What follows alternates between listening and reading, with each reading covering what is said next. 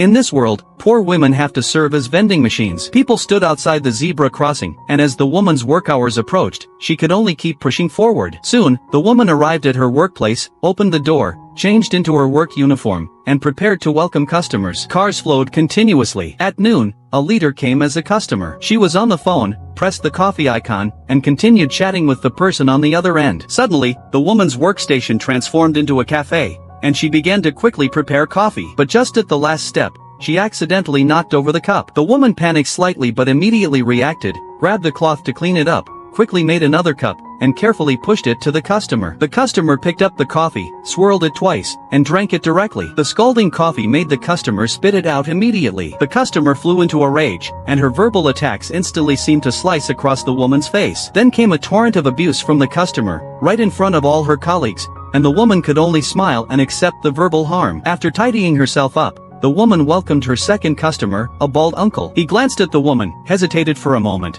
and then chose the phone service, so the woman instantly became a customer service representative. The uncle glanced at the woman and then turned his head to ask about something. The woman smiled and gave her answer, but he was still not satisfied, so the smell of smoke from his cigarette wafted through the air vents into the workstation, surrounding the woman with the dislike/unpleasant smoke. Even though it enveloped her tightly, she still smiled and continued serving. In the evening, a tall customer arrived. He licked his lips. The woman handed the wine to the customer, who picked up the glass and drank it all in one gulp. The woman poured more wine, but the customer grabbed her hand and pressed the bottle to continue pouring. The woman seemed surrounded by wine glasses, drowned in red wine, and finally fell into an abyss. The woman floated in the red wine, with poisonous snakes constantly wrapping around her body and neck, devouring her entirely, while she had no ability to resist. Finally, it was time to get off work. The woman walked tiredly when suddenly she saw an old-fashioned vending machine, and the glass reflected the woman's still smiling face,